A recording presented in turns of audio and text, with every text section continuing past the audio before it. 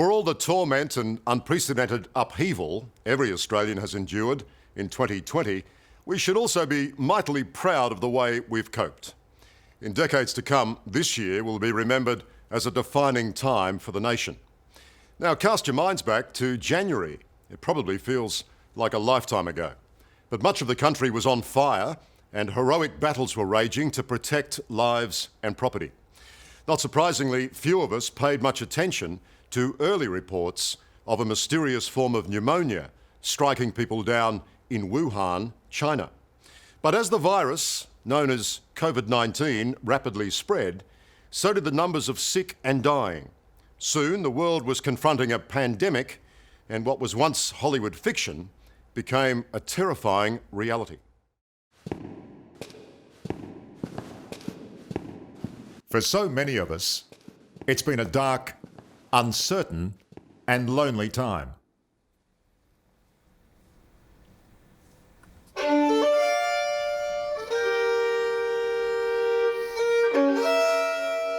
A year when this pandemic threatened to stop the music for all humanity. This is the worst public health crisis for a generation. As people fell sick, then started dying in their thousands, cities became ghost towns. We're currently 2 or 3 months in to something we haven't seen before. And COVID-19 brought out the best in us and the worst. There were brawls over toilet paper. No, not one bag. And riots about face masks. The fear and confusion got so bad, it seemed the very future of civilization was at risk. But no one could say we hadn't been warned.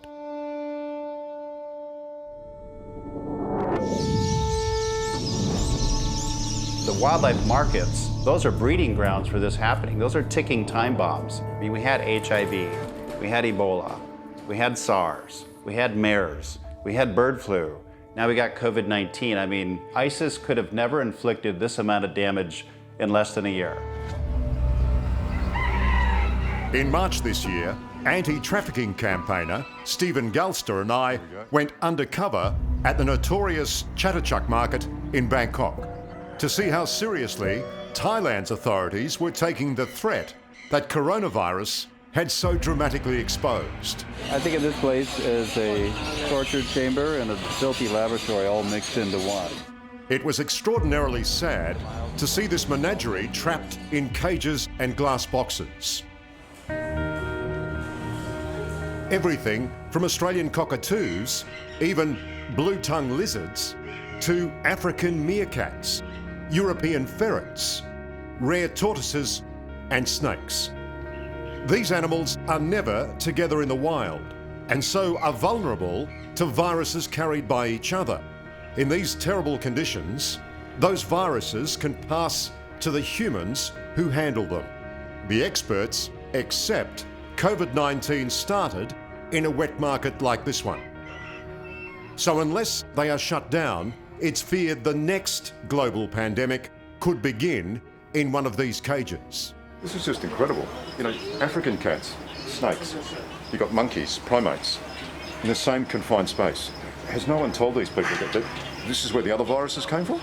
Well, we have, and we've told them this is Wuhan in the making, #2, and so we're asking them to shut it down because it's a prescription for disaster. All within this small, hot room, ready to infect somebody. That is amazing. I've seen it all now. Yeah. Australia recorded its first case of coronavirus on January 25, but didn't register any deaths until March the 1st. It was hoped this pandemic would pass by our island fortress. But this optimism lasted only as long as it took for the Ruby Princess to pull into Sydney Harbour on March 19. In just a few short weeks, the invisible and deadly passenger on board, coronavirus, had turned the Ruby Princess, indeed all cruise ships, into vessels wanted by no one. They need to leave and go to their own countries. It's not fair on us. But it was too late. Thanks to a quarantine debacle, COVID-19 flooded our shores.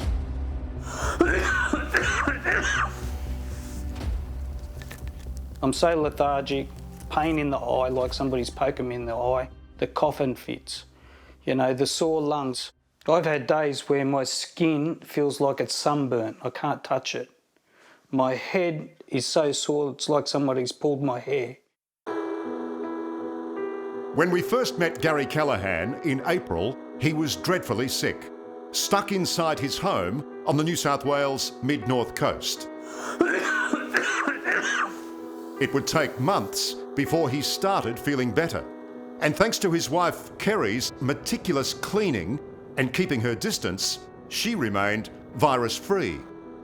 The Callaghans were some of the now infamous 2,700 passengers who were hurried off the Ruby Princess cruise ship, unbelievably, without being tested by health officials. Everybody on that ship was allowed to disembark without any test whatsoever. Yes. Yeah.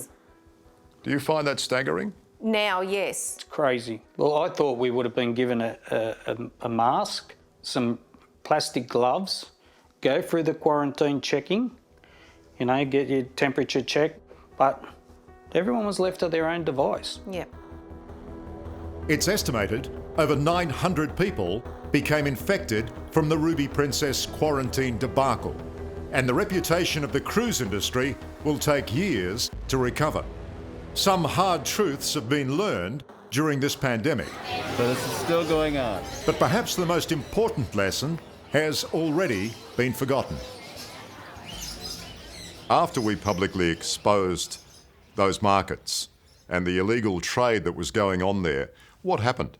Well, shortly after the 60 Minutes piece aired, that came back to Thailand, went viral. Within days, there was a government team over in the market checking all the stalls to see if their animals were registered. And then they had a team come in big white garb, spraying down the place to make sure there was no COVID-19 there. So did those authorities close them down? Was that trade extinguished for a little while at least? And then the next step was the government just shut the market down.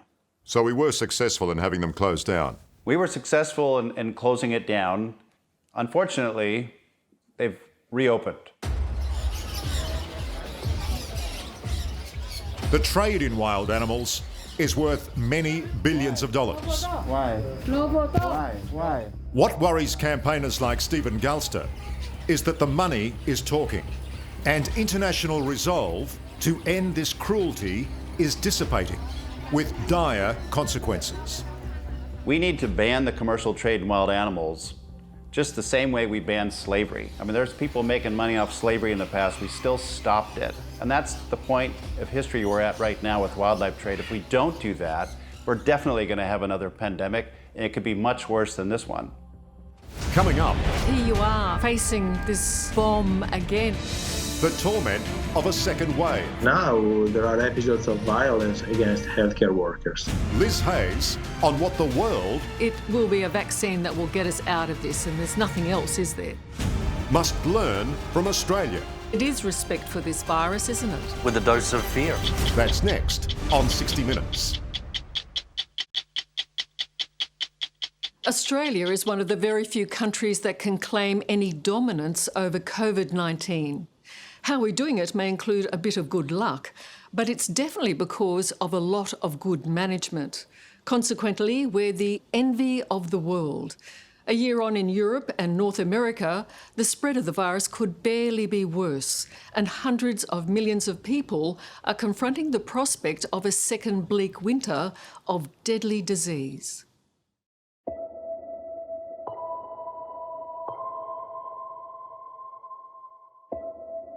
It was these pictures coming out of Italy in early March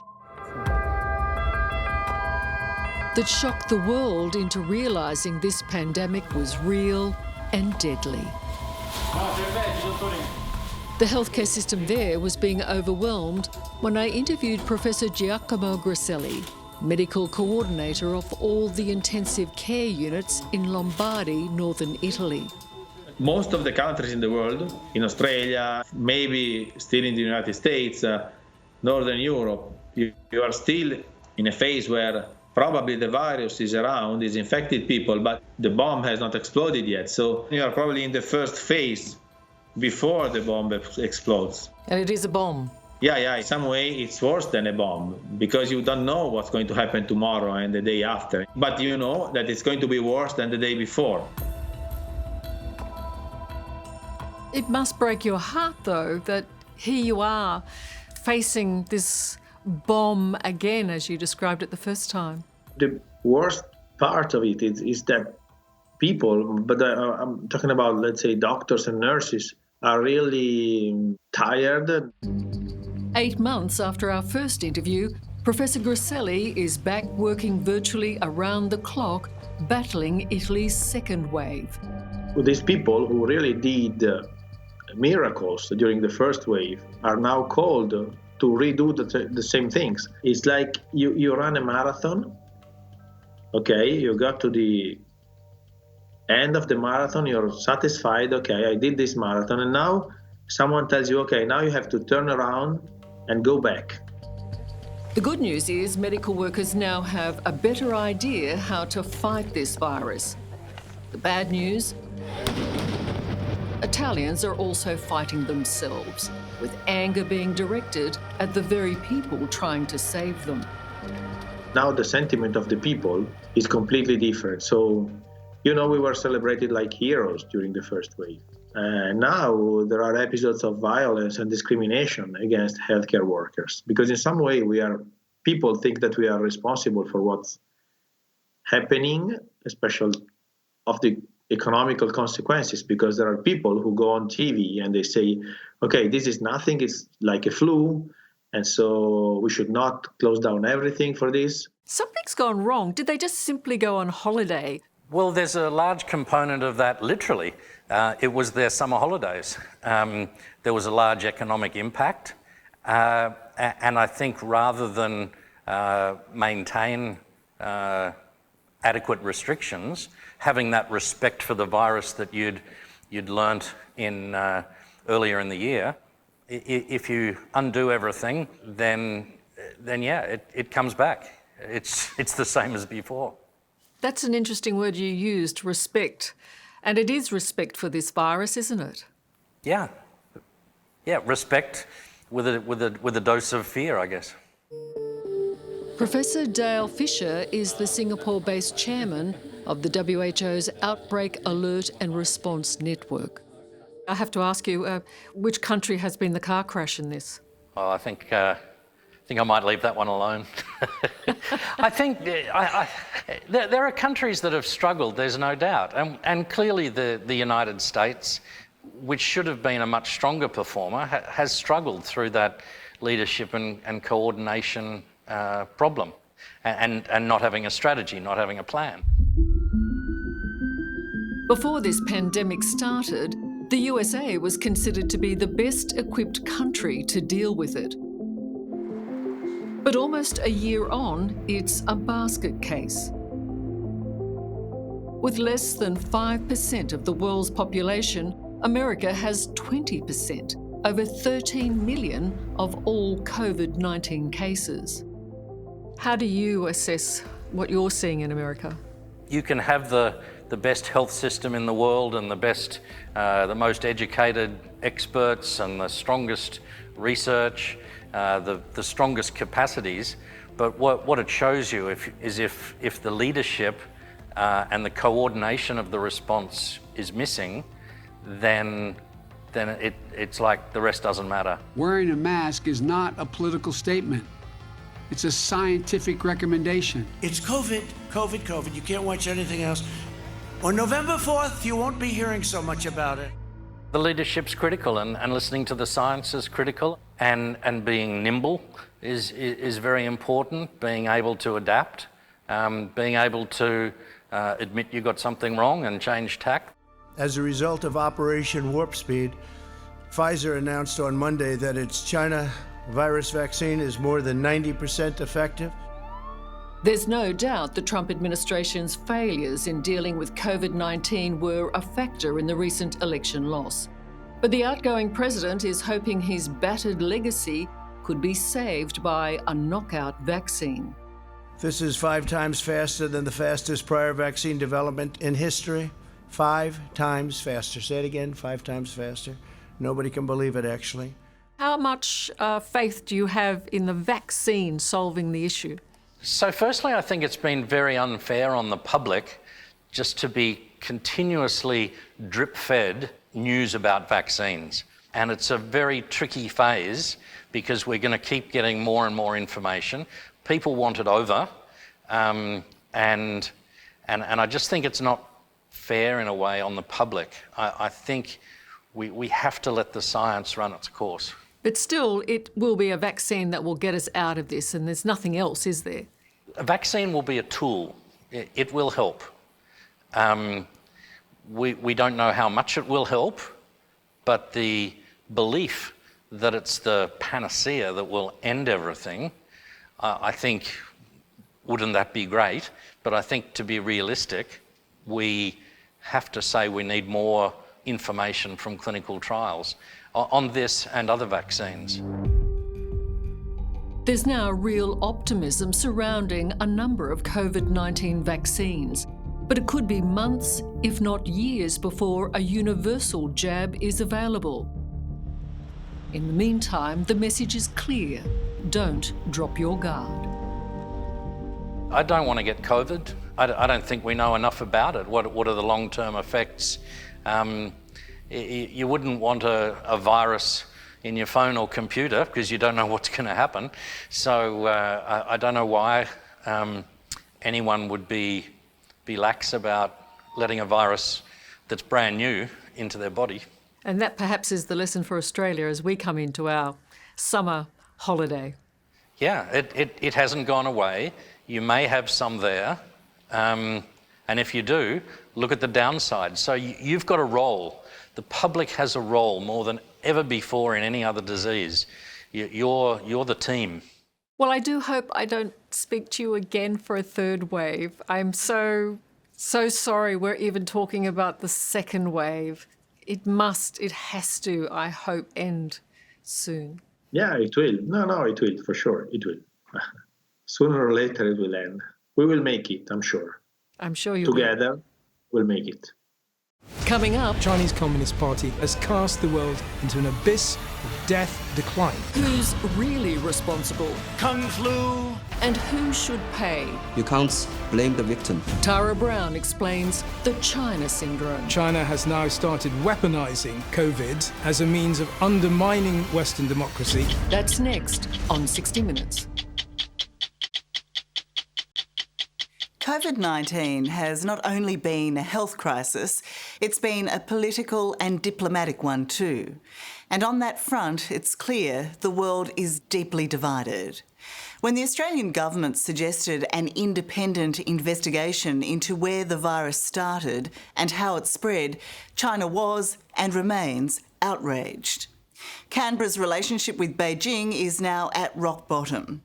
Further complicating any hope of unity in the battle against COVID is the United States, where Donald Trump has been, well, very Donald Trump in his handling of the pandemic. The worst efficacy is in 65 and older. The world has never been in greater need of good science than during this pandemic. But being a good scientist can place you in harm's way. Not just from the virus. Second term kicks off with firing Ray, firing Fauci. But also the toxic, confounding and dangerous politics surrounding it. I'd put the heads on pikes, right? I'd put them at the 2 corners of the White House as a warning. Just ask American infectious diseases expert, Dr. Anthony Fauci. My job as a scientist, a physician, a public health official is to protect the health and the welfare, not only of the American people, but of the entire world, because we live in a global community. All that other stuff, quite frankly, is noise that I don't pay attention to. The pushback against you, though, has been quite personal, hasn't it? I mean, how extreme has it gone? Yeah, well, I've had people during charged times disagree with me, and we've kind of settled it out. But now to get death threats, to get my family harassed, my wife and my 3 children, I mean, that to me is absolutely preposterous. And there are some people that actually stoke that, encourage that. As the crisis deepened in America, it became obvious that science and politics do not mix in the age of coronavirus. When you do testing to that extent, you're going to find more people, you're going to find more cases. So I said to my people, slow the testing down, please. None of us have ever been told to slow down on testing. That just is a fact. In fact, we will be doing more testing. In August this year, I interviewed Dr. Fauci. It's hard to recall another scientist placed under this much public pressure. But the good doctor was also a good diplomat. Dr. Fauci's made some mistakes. He wants to play all sides of the equation. We've listened to Dr. Fauci. I haven't always agreed with him, and that's, I think, pretty standard. That's okay. How would you say you're getting on with Donald Trump these days? Not bad at all. I mean, sometimes I don't see him for a while, and sometimes I see him, a couple of times a week. But our personal relationship is good. I know you can see in the papers there's this tension, but in reality, when you get in the same room and discuss things, that our relationship is fine. It's a good relationship. When you see that the president has retweeted Fire Fauci, that he contradicts what you say about loosening up the economy, he sends out material of your supposed mistakes, media is briefed on that in an attempt to undermine you, that does not look like a good relationship. Well, I would say it's complicated. How about that for a euphemism? The President-elect of the United States of America, Joe Biden. No doubt, Dr. Fauci's relationship with his country's next president, Joe Biden, will be more conventional and constructive. COVID comes from China. Kung flu. It's not racist at all, no. But whether America's and indeed Australia's relationship with China can be fixed is much more problematic. Such has been the political fallout of the coronavirus. In regards to the big questions from what you've seen so far out of China, did they lie? Yes. Did they cover up? Yes. In April, I spoke to former British diplomat to China, Matthew Henderson. Matthew co-authored a report for a legal class action against the Chinese Communist Party for the massive economic damage caused by COVID-19. It becomes clear that the way in which the Chinese side has managed this issue is negligent, culpable, and deliberately, willfully damaging, not only to the world at large, but to the Chinese people also. For Matthew, the most appalling part of the cover-up was quashing early concerns about a new frightening virus raised by Chinese doctors and scientists in Wuhan. To make certain that people who really knew what that bug looked like, where it came from, why it was so infectious, why it bonded with people's lungs in a way that makes it uniquely lethal, that information was the first thing they suppressed that would have been really, really useful to the world to protect ourselves from what we now know is what it is, a lethal pandemic. 6 months on, Matthew accepts that the legal action has little chance of success because the true damage bill is impossible to quantify. But he feels the world may have learnt something far more valuable in the long run. What instead I think we have got is a much more meaningful retribution, which is that an awful lot of people who previously had been pretty ignorant about China, or agnostic, or downright naive, now realise how wrong they were. We now know what the Chinese Communist Party does, how it behaves, with information that could have saved the world and has cast the world into an abyss of death and decline. And it did so knowingly. So the virus has exposed China for what it really is, in your opinion? It's shown us what the China virus is, which is the disease of the Chinese Communist Party, which has metastasized throughout its miserable country and spread further afield as well. And that can be cured and must be cured, and one hopes that someday it will be. Do you accept that China has a responsibility for the crisis we see around the world today? I think China was the first victim of this outbreak. It's like a meteor hitting some place on the earth. You can't blame the victim. The victim actually has been, suffering those heavy losses. Earlier this year, leading Chinese academic Professor Chen Hong labelled Scott Morrison's call for an international inquiry into the origins and spread of COVID-19 as an act of open hostility towards China. Relations have never been worse. Well, why is it that China finds it hostile, finds it so offensive for an independent international inquiry into the origins and the spread of COVID-19? Actually, this kind of investigation actually proposed by the Australian side is not an investigation. It's called an independent inquiry, talking about the lack of transparency. That is actually the problem, because actually there's no such thing as lack of transparency in China, in the Chinese side. People who have worked with the WHO say that China lacked transparency. People within China accuse the administration of a lack of transparency. It's not just Australia. Australia is being, acting as a kind of divisive, role, trying to, point fingers, even stab at the back of China. This is actually not fair. All these months later, in terms of what we do know in regards to the responsibility or the blame game, if you like, what do we know about where this started? Who is culpable? There is absolutely no doubt about responsibility, none whatsoever. This has already been ratified very clearly by the US government in the Foreign Affairs Committee of the House of Congress report in September. It's been expressed very clearly by the Australian government. It's been articulated extremely effectively, I should say, by your High Commissioner in London, Mr. George Brandis, when he said that China has now started weaponising COVID as a means of undermining Western democracy and claiming that its success against the virus in some sort of way proves its superiority. So all I can say is, don't believe a word they tell us, except that what they do tell us is not going to be remotely anywhere near the truth. Coming up. You were not tested once in 2 weeks as return travellers. No.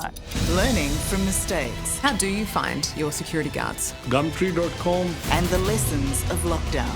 Very much focused on dealing with that challenge. Sarah Abo celebrates. You're finally open. I know. Victoria's hard-fought freedom. Cheers to that. That's next on 60 Minutes.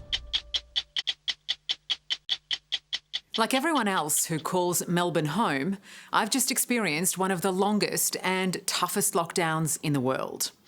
Let me tell you, freedom is a wonderful feeling.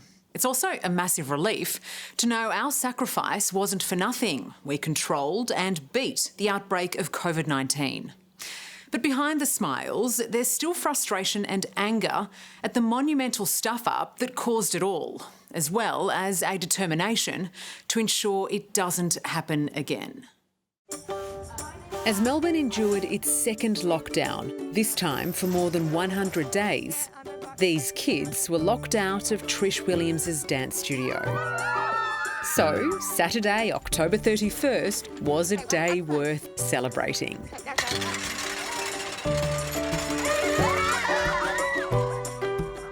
Trish, this is it. You're finally open. I know. It is. It's so exciting and so long. It's so long we've waited. Forever, hasn't it? Yeah. It feels like forever. It does. It feels like forever. Even though they were forced to train outside, at least they could do it together. 2. Change. Something that has been an excruciatingly long time coming. This must be quite liberating then. Oh, it's amazing. It's like just to see them all free and being able to move and do what they love to do is just incredible.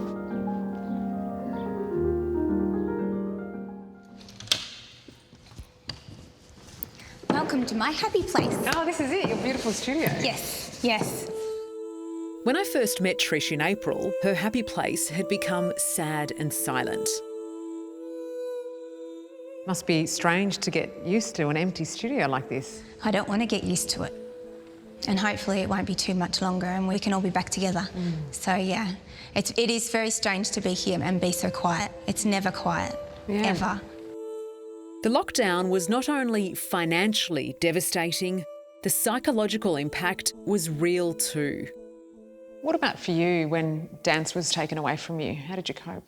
I know I had a couple of weeks there that I struggled. I struggled mentally to just, you know, what am I doing? Stay in bed, watch TV. And it was starting to become one of those groundhog days, and not coming here was the worst thing. Empty. Empty. Growing spiders and dust. All 5 million Melburnians were forced to endure 3.5 months of isolation. It was a sad, surreal experience. The world is completely different, and it's happened in a matter of weeks. Like every other Victorian, Melbourne Lord Mayor Sally Capp had to make major adjustments in her life. We were so close to getting on top of this virus, and now it's almost taken control of us. How frustrating is that? It is frustrating, uncertainty, but a sense of loss of control. I think they really factor into some of the distress that people are feeling at the moment. No Australian city has been hit harder or longer by this pandemic than Melbourne. But it didn't have to be. How do you find your security guards? Gumtree.com, there's a lot of websites where you can find security guards. In August, we reported on Melbourne's hotel quarantine fiasco. Have you ever done a job like this before? No, I have never done the job like this before because this thing just started, so I don't think so anyone has done that thing before. The Victorian government got into trouble after deciding to hire private security firms to guard quarantine hotels. When John inquired about this work, the person on the other end of the phone was much more interested in his readiness rather than his experience, or lack of it.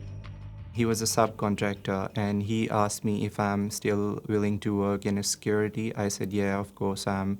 So he said, okay, you just WhatsApp me your license and your availability. Is it normal to hear from somebody on WhatsApp for a job? No, not really. That's a bit strange. Like, it's unprofessional, totally unprofessional. And another thing, like, there was no interview. But it got worse. Not only was there no interview, there was no training. When I reached there, I asked him, so what are my duties and what I'm supposed to do? He said, go on this floor and ask the other security guard what you're supposed to do. So I went on the floor and I asked the other security guard, and he was like, oh, it's also my first day here. Yeah, that's a bit strange, yeah.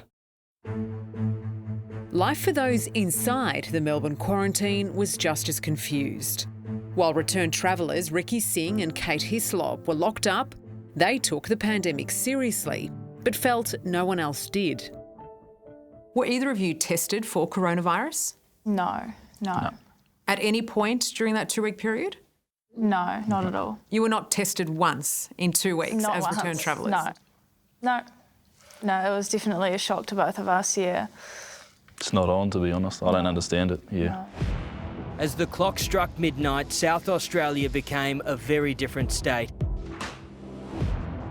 As last week's South Australian emergency lockdown showed, hotel quarantine is the biggest outbreak risk Australia faces. But the problem with Melbourne's quarantine hotel security was there wasn't any. In fact, guards became super spreaders of the virus, and the city's second wave of COVID-19 peaked at over 700 cases a day in August. On this ward in particular, we've got, someone dying almost every day at the moment. On this ward, people aren't used to seeing people die on a regular basis. It's not what they signed up for. It's not what they're prepared for. More than 800 people would die because of this stuff-up.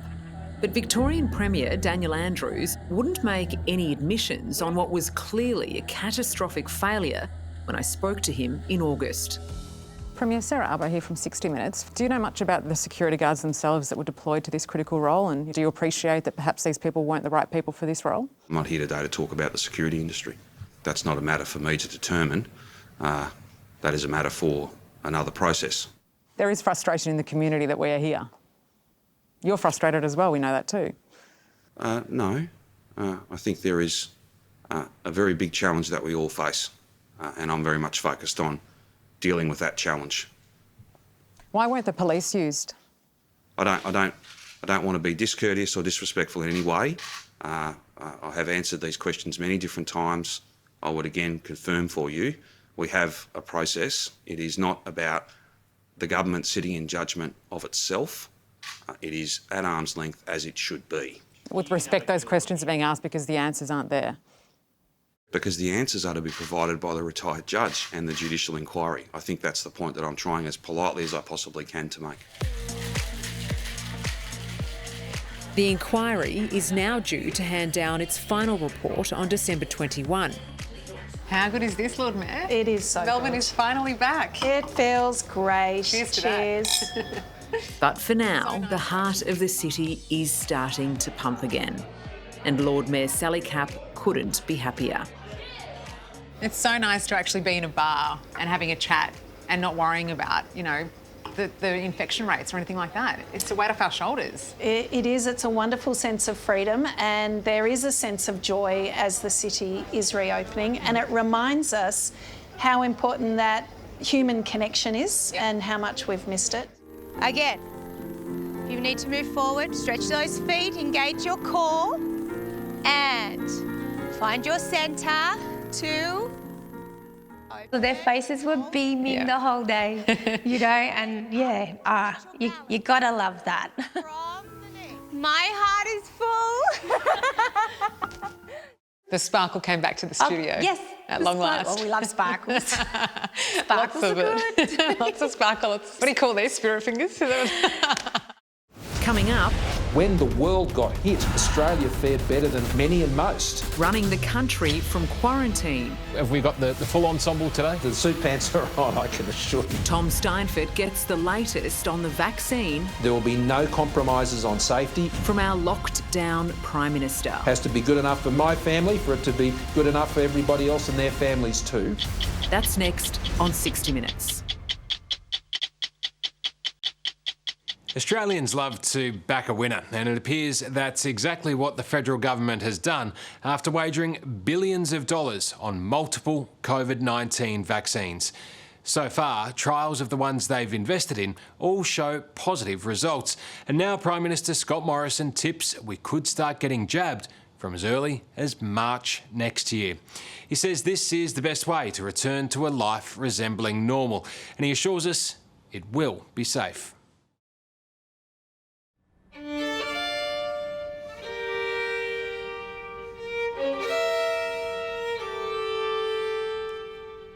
In Australia, the year's ending on a much more positive note than so many other countries.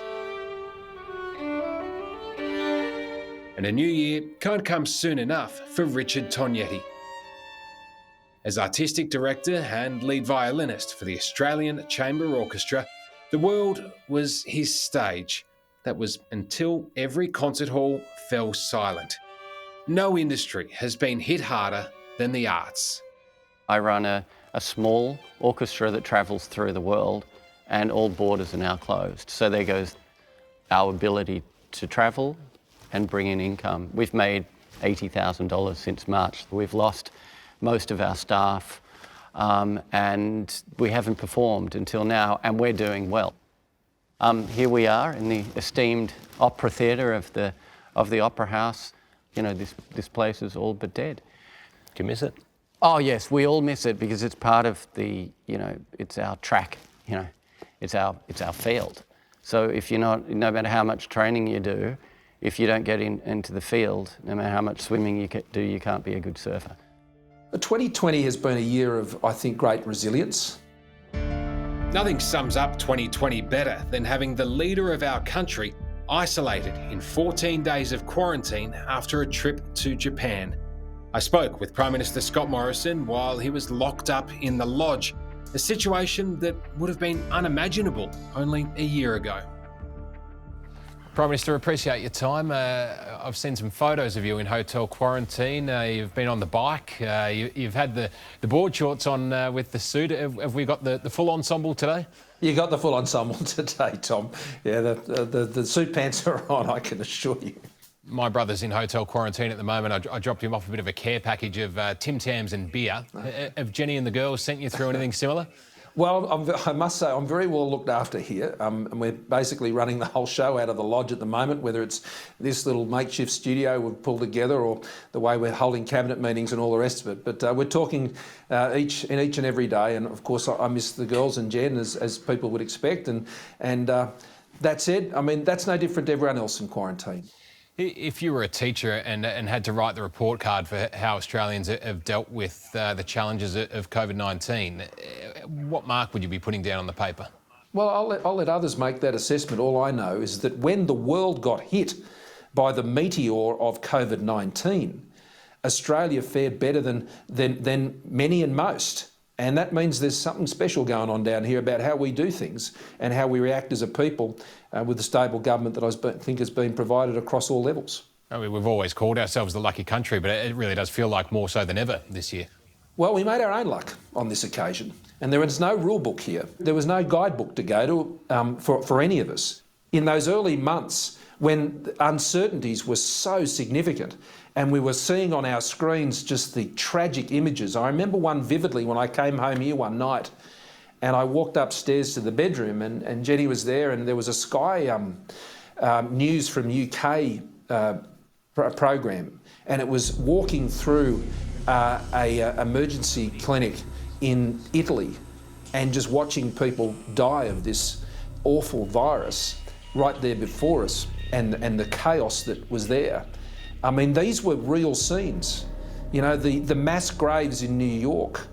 I mean, in the UK, more people have died from this virus, some 55,000, than were killed during the Blitz. I mean, those figures are just staggering. Despite the Ruby Princess and hotel quarantine debacles, there's no doubt just about every other country in the world would love to be in Australia's position right now. But for all the talk of national unity, there have been some fault lines. If New South Wales has the guts to open our borders to Victoria, you should have the guts to open your borders to us. Our number one goal is to keep Queenslanders safe. One of the disappointing elements of this year for a lot of people has been the almost rivalry between different states. This idea that, you know, perhaps we're not all Australians in this together. We were Queenslanders and we were Western Australians, and people were going their separate ways. For you, at times, did you almost feel like a parent watching some of the kids fighting? Well, the National Cabinet, I think, has been a very important innovation for how the states and territories work together. And let's not forget that Australia's federation has held up better, I think, than any other federation around the world. Now, that doesn't mean there hasn't been a disagreement. Of course there is. It's the Commonwealth and the Federation. I mean, disagreement goes hand in hand with the Federation. You know, Queenslanders and Western Australians, New South Wales, of course, there are going to be disagreements. That's not the mark of whether it works or not. The outcome is the mark of whether it works or not. And for me as a Prime Minister, it's been about continually laying out what the marker is in front of us and moving us to the next decision and preparing for the next decision. And that marker of getting us open by Christmas, well, we're on target to hit that, despite the hiccup we had in South Australia the other day. We're on target. Queensland's opening up. Victoria's opening up. This is great news, and this is what I believed would happen as we just continued to forge forward to that goal. Well, speaking of timelines, let's get to the important one. The great hope is a vaccine. When do you think we'll be getting it? Well, great news we're seeing come out of these test results. All the 4 vaccines that we've invested in are all proving to be right on track in terms of being effective. And so we're getting ourselves ready to have those distributed from the first quarter of next year. And that will take some time across all the vaccines for it to be rolled out across the country. And I want to assure Australians about this. The vaccines that are made available to Australians, and we've committed over around $3.5 billion to make sure we have these 4 vaccines. We can vaccinate the Australian population many times over, and we'll also be able to support our Pacific Island family and countries in Southeast Asia as well. They must be safe. There will be no compromises on safety and on health. And that vaccine has to be good enough for me and my family, for it to be good enough for everybody else and their families too. Talk of an imminent vaccine is music to the ears of Richard Tognetti and the ACO, which has started selling tickets for the 2021 season. He's hoping audiences will take a leap of faith and fill these lonely seats once again. what we're relying on at the moment is, dare I say it, is the trickle of the brave. You see, we saw it in restaurants, you know, and a couple of months ago, you know, you'd walk past a restaurant that was, during lockdown, of course, empty, and then people started going, eating meat. Well, things are okay, and then more people, and now things are looking and feeling pretty normal. But we do rely on that trickle of the brave, and so bring on the trickle of the brave. You know, that's the dream, I guess. You have 20 people here, then you have 50 people here. Exactly, Tom. And then it becomes 500. That's right. I miss that, and I think it's fair to say that a lot of people do miss that. It's the interaction. It's you know, as a kid, you know, putting on a little theatrical show, and you practice all day, and you open up the curtain, then eventually, you know, you corral the rest of the family to come, and you open up that curtain. It's a magical experience, and humans don't want to be denied that experience. Both sides, on the stage, in the audience.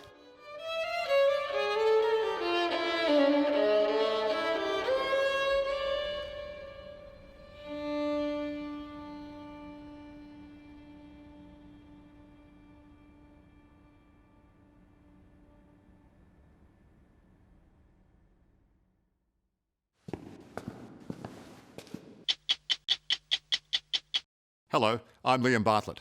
Thanks for watching. To keep up with the latest from 60 Minutes Australia, make sure you subscribe to our channel. You can also download the 9Now app for full episodes and other exclusive 60 Minutes content.